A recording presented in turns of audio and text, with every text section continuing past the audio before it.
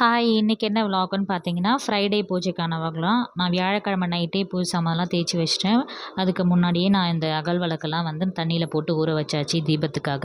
இந்த மேடைக்கும் அழகா ரெடி பண்ணிட்டேன் கோலம் போட்டு. அதுக்கப்புறம் எல்லா சாமிக்கும் வந்து பூ வச்சுக்கணும். எங்கள் வீட்டில் கேலண்டர் கொஞ்சம் ஜாஸ்தி வச்சுருப்பேன். ஏன்னா, அது எல்லாமே வந்து சாமி படம் இருக்கிறதுனால வீட்டை சுற்றி சுற்றி இருக்கும் கேலண்டர் ஃபோட்டோவா.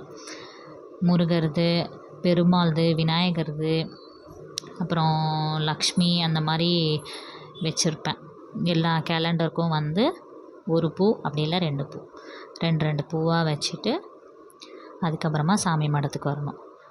கிச்சன் ரூமில் தான் எனக்கு வந்து சாமி பூஜை ரூம் இருக்குது.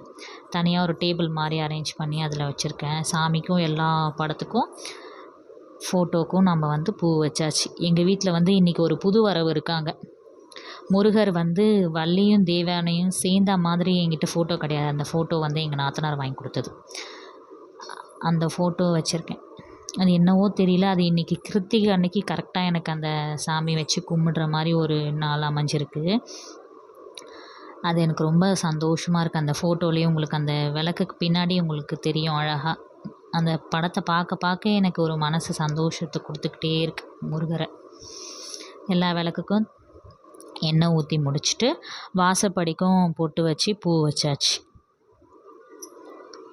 இதுக்கப்புறம் என்ன, சாமி கும்பிட வேண்டியது தான். சரி, எல்லாரும் வாங்க சாமி கும்பிடலாம்.